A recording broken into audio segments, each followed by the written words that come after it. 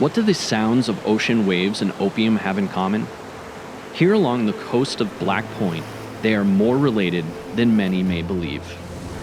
Back in the 1800s, a man named Perry Davis came up with a solution to relieve his pain. This concoction was a mix of alcohol, opiates, and herbs that was dubbed Perry Davis Painkiller. The product was a success, so much so that he became one of the wealthiest men in Providence during his time. The painkiller business was passed down through generations until it was sold off by Davis's grandson, Edmund. The proceeds from the sale went into constructing a 21-room mansion known as Windswept. Windswept was completed in 1895 and sat atop 42 acres along the Narragansett Bay. The mansion included 5 bedrooms, a kitchen, pantry, laundry, and servants' quarters.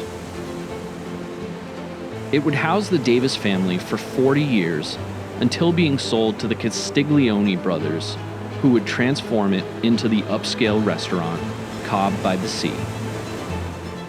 The restaurant would remain until 1952, where it was sold to Albert Lowen's family. The Albert Lowen's family never occupied the property, and it remained vacant, which left it exposed to the elements and vandalism. In the 1980s, a real estate developer sought to buy the land to build 80 condo units along the last stretch of undeveloped coastal land in the area.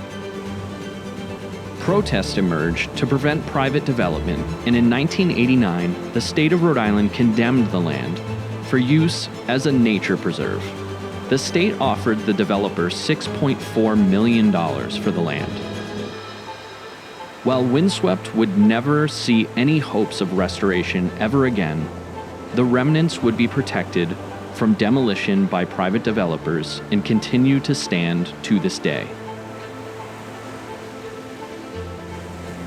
Several stone walls from the carriage house are the only signs left that a structure once stood on the grounds of Black Point. The land has been used for many recreational activities over the years and will continue for years to come.